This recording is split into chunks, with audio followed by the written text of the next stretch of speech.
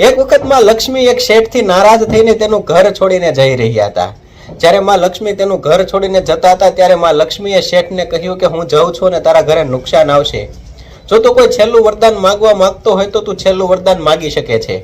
એટલે શેઠ ખૂબ જ હોશિયાર અને વિવેકશીલ હતા એટલે તેમણે માં લક્ષ્મીને કહ્યું કે હા, હું એક વરદાન માંગવા માંગુ છું કે મારા ઘરના બધા સભ્યો હળી મળીને રહે, સંપીને રહે તેવું તમે મને વરદાન આપો। એટલે માં લક્ષ્મી તથાસ્તુ કહીને ત્યાંથી ચાલ્યા જાય છે। એક વખત આ શેઠના સૌથી નાના દીકરાની વહુએ ખીચડી બનાવીને તેમાં મીઠું નાખીને તે પોતાના કામમાં લાગી ગઈ। પછી ત્રીજા નંબરના દીકરાની પત્નીએ આ ખીચડીમાં મીઠું નાખ્યું ને તે પણ કામમાં લાગી ગઈ। એક પછી એક બધા દીકરાની પત્નીઓ આવીને તેમણે આ ખીચડીમાં મીઠું નાખ્યું ને પછી પોતપોતાના કામમાં લાગી ગઈ। સાંજ થઈને સાંજે જ્યારે આ શેઠને જમવા બેસવાનો ટાઈમ થયો ત્યારે આ જ ખીચડી આ શેઠને પરોસવામાં આવી। ખીચડી થાળીમાં આવતા એક ચમચી જ્યારે પોતાના મોઢામાં શેઠ મૂકે છે ત્યારે તેને ખારું લાગે છે। તે સમજી જાય છે કે મારા ઘરમાં નુકસાન આવી ગયું છે, પરંતુ તે કઈ બોલતા નથી ને એકદમ શાંતિથી આ ખીચડી ખાઈ જાય છે ને ત્યાંથી ચાલ્યા જાય છે। પછી તેમનો મોટો દીકરો આવે છે ને મોટા દીકરાને પણ આ ખીચડી પરોસવામાં આવે છે। જ્યારે મોટો દીકરો એક ચમચી ખીચડીની ખાય છે ત્યારે તે પોતાની પત્નીને પૂછે છે કે બાપુજીએ ખાઈ લીધું?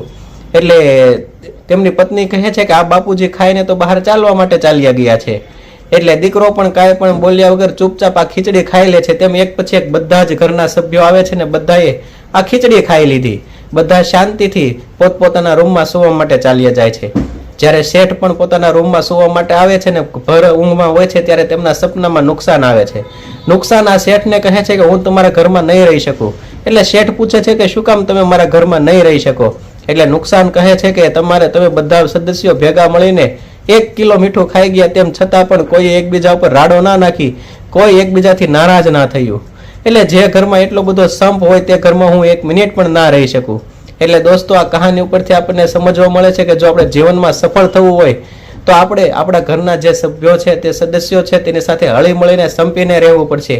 તો જ આપણને સફળતા મળશે ને તો જ જીવનમાં આપણે આગળ વધી શકશું।